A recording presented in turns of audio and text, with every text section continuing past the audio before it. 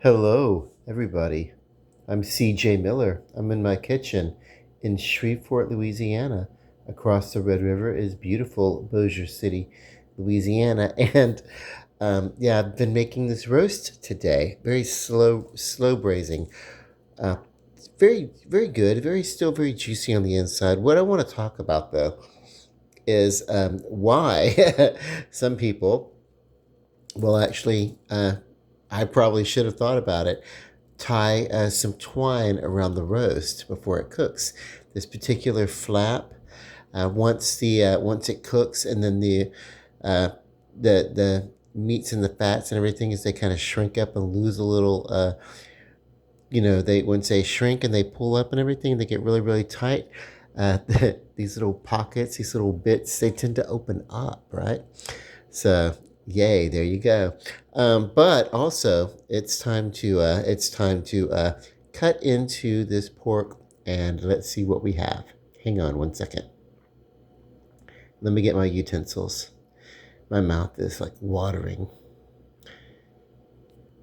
So as you can see, I just cut a little bit of this off, and this is going to be closer to the well. This is a well done bit. And I'm going to cut deeper inside and see if I can't find something that's a little less well. Absolutely. If you look, the deeper we get into here, the closer we get to, this is maybe a medium well, and the closer we get to the bottom, the more rare we're going to get. This is a perfect cooking on this large roast. I would say the one thing I probably could have done was I probably could have kept this tied down a little bit. But yeah, that's cool. I'm gonna cut off this bit, and I'll have some very tender roast. Well, I'm gonna cut it thin and cut it with the knife and everything. It's probably not the most tender cut, but it's very delicious and savory, and works really well. Oh my, what very powerful, savory flavors going in here.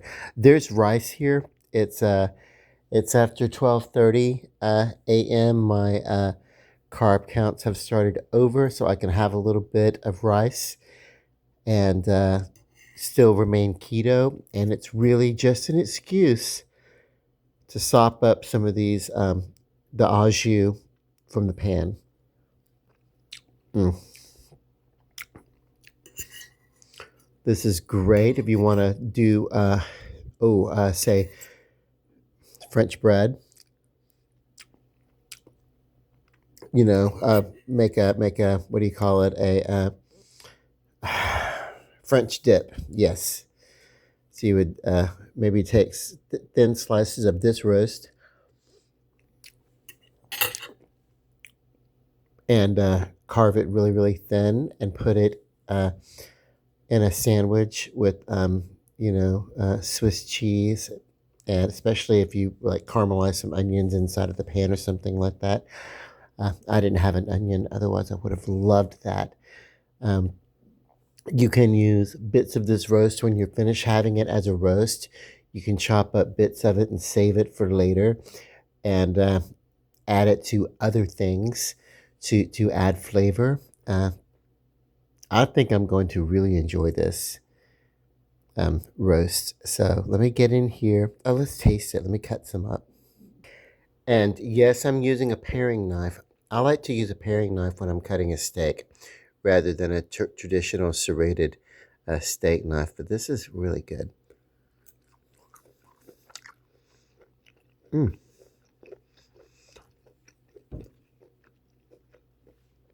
Um, this flavor is awesome. What's great about a roast is that no, this is not as tender as, say, a fillet or something.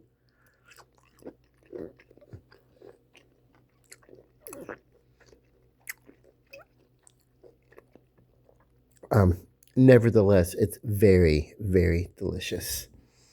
And yeah, look in the video that I posted from yesterday on the preparation of the roast, and it did slow cook throughout the day. And actually, this is one of these things that the slower you cook it, the better. The slower you can cook it, the more tender it's going to be. And then when you slice it, you want to slice it thin. Ah, yes, no fancy treatment, just me putting some, putting some seasonings and flavors together.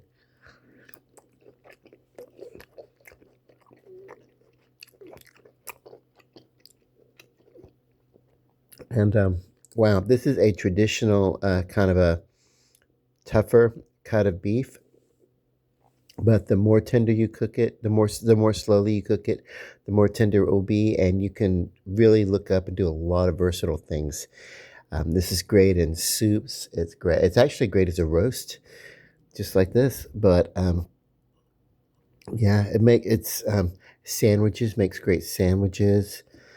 You can almost cut it with a fork, not quite fork tender. If I kept going, it would get about another 30, 45 minutes. This thing would be falling apart, fork tender. But I wanted some parts to be a little medium-ish, you know. Hmm. So, yes, you will need to cut it. If you prepare it the way that I prepared it, cut it. And then you will, of course, will need to use, you will need to chew your food very well. Um, this is good because yeah, I'm not going to be able to scarf this. I'm going to have to like chew it at least 10 or 15 times per bite. But yeah, that's what I'm getting at. But that's fine. You're supposed to chew your food anyway. But damn, is it delicious. Um, and then when I go to reheat it, because I'm going to cover it up, and then when I go to reheat it tomorrow evening, it'll get even more tender. So that's even better.